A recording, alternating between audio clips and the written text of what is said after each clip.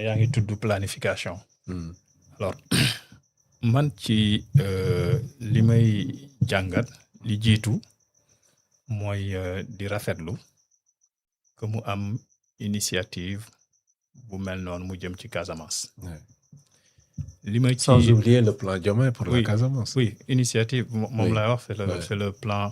Je l'aurais même pas appelé plan Diomaye quoi, parce que man maa ngi visiter di xool est-ce que président yi fi jàll yëpp amoon nañu ay plan président plan diw pour tel plan diw pour tel man je pense que xaw ma kan moo ko jaayee noonu. mais mënul rëy ba tax mu voilà parce que je pense pas que ce soit une bonne chose mais bon man tuddee ko noonu mën nañ ko nangul. mais li may njëkk jàngat mooy bon je pense que c'est une bonne chose que d'avoir un plan pour la Casamance mais un plan pour tous les pôles du Sénégal. ñu ngi ciy dem xëj na ki gënoon a soxla ci pôle yi mooy pôle sud parce que non tour officiel pôle bi c'est pôle sud c'est pas le pôle Casamance. C'est dans le livre territoire de développement lañ defoon pôle Casamance fii ñu tuddee woon ko pôle Ndakaaru amoon na dañoo dellu woon ci ay yenn tuuru cosaan yi mais pôle sud bi je pense que c'est une bonne initiative. xëj na tamit bu fekkee jëkkee nañ ko foofu mën na am ñaari cëslaay wala ñaari ko sabab. benn bi mooy situation bi gox googu wala diwaan boobu dundu 40 ans yi weesu wala 45 ans yi. ak le conflit ñeenti fukki at ak juróom. ñu nekk ci ay conflit bu métti xëj na sax du point de vue de la violence c'est pas nekkuma di ko xeeb mais boo dajale woon li ñu rey ci Casamance mën na am na fooy dem ci àddina bi bés bu ne dafay dee. ci ay nit li ñu rey 1981 ba tey ci Casamance mën na am sax waxuma la dëkk yi am conflit mais États-Unis rek par jour dans la criminalité li ñu fay rey par jour kenn xamul ni mu toll. bon donc mais amoon na quand même souffrance bi mooy c'est que saa yu conflit yooyu amee dafa am ñaar yu ciy am na benn boo xam ne dañu tàmm di koy tudd mais dafa am boo xam ne pour man moo gën a metti dañ koy fàtte bi ñuy tàmm di tudd mooy l'économie de la guerre. C'est-à-dire que finalement li nit ñi di ni koom bi di bindoo dafay soppeeku mu tegu ci koom-koom boo xam ne koomu xeex la koomu fitna la donc nit ñi ci fitna la ñuy jëlee alal ci fitna la ñuy defee koom-koom. mais bi gën a graaw c'est la sociologie de la guerre. te gis nga sociologie de la guerre moo tax xeex yi di yàgg. li koy mandargal sociologie de la guerre benn bi mooy dafay am institution ay kuréel yoo xamante ni dañuy juddu ci biir xeex bi. am doole am mandarga am institutionnalisé wu sax ndax guerre bi. parce que ci guerre boobu moo leen di indi seen notoriété moo leen di indil seeni ay fonctionnement mu mel ni yenn ONG yi yenn association yi. Il y a tellement de spécialistes de peace building. de lutte contre de promotion de la paix etc. Il y a un ensemble de structures et qui mobilisent des financements rien que parce qu'il y a la guerre. muy benn mandargal les institutions qui naissent à partir de la guerre mais ñaareel bi c'est des personnalités dafa am nit ñoo xamante ni xeex bi moo leen di may bayre les relations sont inversées c'est-à-dire relations sociales et structurantes sociales et sociétales yi nekkoon ci gox bi dafay soppeeku. léegi ki am fetel xëj na moom la ñuy gën a naw wala gën koo ragal mais xëj na duñ ko naw sax mais ragal bi dina indi li muy am ci askan mooy gën ki nga xamante ni xëj na kilifa la woon ci diwaan bi. donc sociologie de guerre boobu tamit dafa indil ay métit ci gox bi ba tax na de façon globale développement Casamance dafa freiné wu. mais deuxième mooy premier aspect bi ci lu tax xëj na sabab bi tax ñu jékkee Casamance ci plan de développement ñaareel sabab bi mooy potentiel économique bi.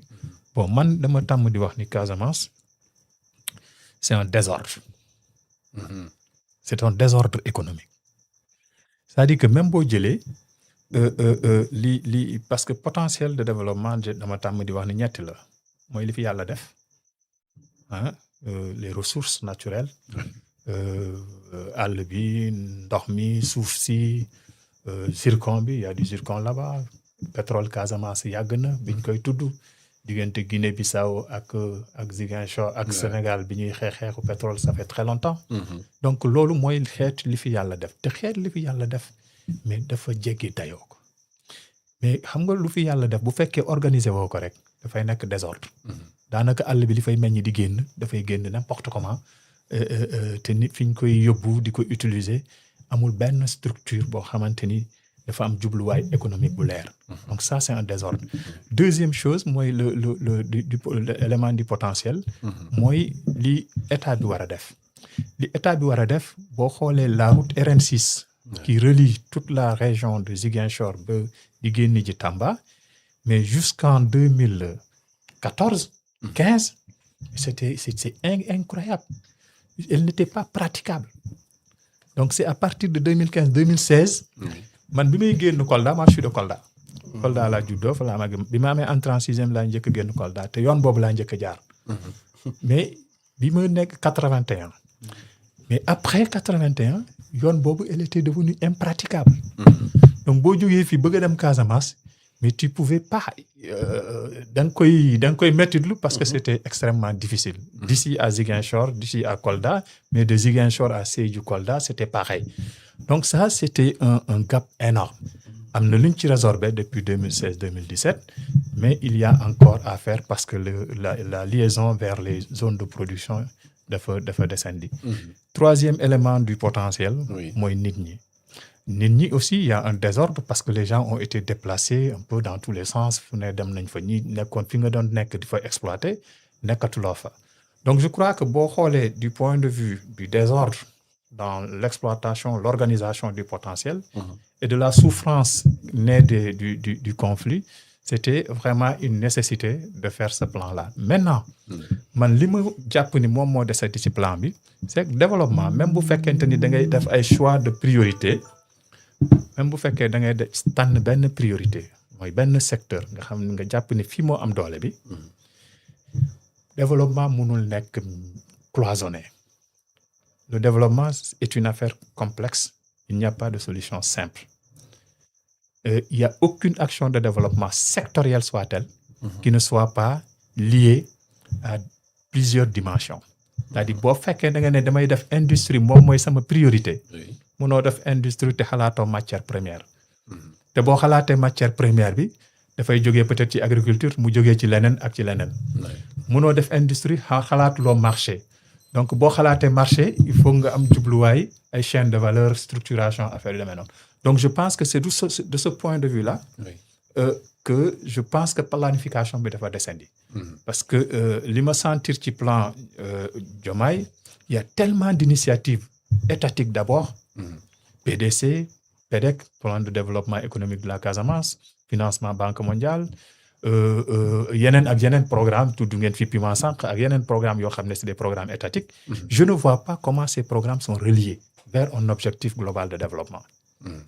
muy benn aspect. Beneen aspect bi, on a un ensemble d'initiatives dans les collectivités territoriales, les communes, les départements, mais aussi des initiatives des acteurs non étatiques, ONG, organisations du secteur privé. Comment est-ce que le plan Diomaye président est relié à toutes ces dynamiques-là?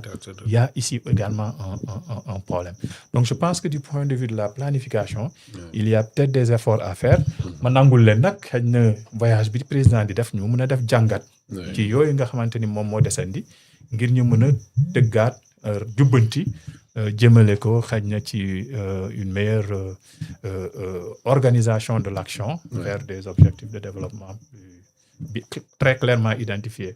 Parce que yi ñuy tuddagum du ay objectifs de développement. Ma jeexalee foofu parce que damay gis ni aussi ñu ngi jiital budget. ñu ngi wax ni 57 milliards. Macky Sall bi mu ñëwee il avait démarré avec le PPDC. te PPDC Macky Sall dafa fekk ñu bind ko. man ma bokkoon ci ñu ci liggéey. jamono yooyu 2011. 2011 man maa fa jiite woon le forum maa nekkoon coordonnateur du comité scientifique du forum économique de la région de Ziguinchor. Gannaaw comité économique boobu j'ai été le rapporteur général des journées économiques de la Casamance que la CNES avait organisé avec feu Mortala Kane et feu Mansour Kama.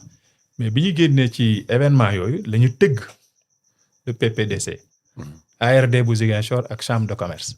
Alors bi gars yi pare, il y avait à l'époque un TTL de la Banque mondiale qui s'occupait des questions de Casamance, Demba Baldé il s'appelle. ñoom ñu tëgg affaire ba mu mat Macky Sall ñëw ñu daal di ko jël jox ko élan politique. Mais c'était un programme destiné à l'agriculture et seulement à l'agriculture.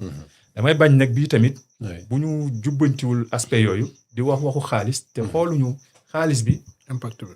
parce que balaa xaalis da ngay ne man fii laa bëgg a egg lii laa bëgg a soppi. c'est ça lii mooy impact yi ma bëgg a def. Ouais. impact yi ma bëgg a def liggéey bii laa war a liggéey boobu moo am njëg. Ça qui a un coût. C'est ça la planification. Voilà les objectifs de développement. Voilà ce qu'il faut que je réalise. Et ce que je réalise a un coût. C'est ça. Donc laata ñuy wax xaalis dañoo war a wax ban jeexital la am ci askan bi sur la société, sur le bien-être des Ziguinchorois, des Koldois et des Sédhiouas. Donc voilà un peu le commentaire que je voulais faire. Ouais. Mais j'espère ils ont la possibilité de redresser à partir de cette... C'est ça, c'est ça. Temps bi jeex na de. Parce que les interruptions là dafa jël vraiment trop de temps ci débat beeg timing beeg yooyu bu dee am na leen ciy dolli. Tafa am na looy dolli ci di doyen développé. doyen planification la. déglu ko avec voilà. Tout à fait. En tout cas, merci beaucoup doyen. Kon on passe à la dernière partie de l'émission avec Top ou Flop.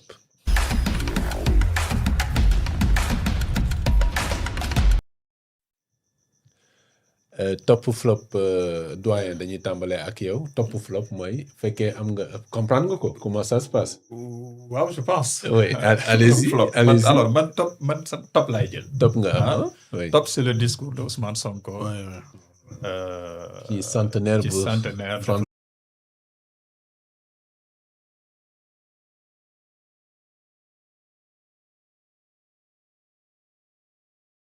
Voilà dama ci woon directement. mën a def quoi.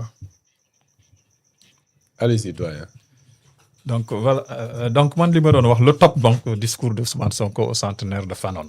Oui. Dama am benn grand boo xam ne Mamadou Lamine Sagna dama koy cité. Il a 2011-2012 moo fi ñëwoon weddi ne ñi muy xamoon bi Idrissa Seck di wax ni dafa am université bu mu jàngoon Bristol Academy School. moom day jàngale foofu quoi. daf mu yónnee benn message quoi après le discours mu ne ma salut Niambi, comment vas-tu? J'étais dans la salle et chaque mot du discours qu'a prononcé Sonko avait le poids d'un acte. Rarement j'ai vu un homme politique parler avec une telle intensité, une vérité aussi directe.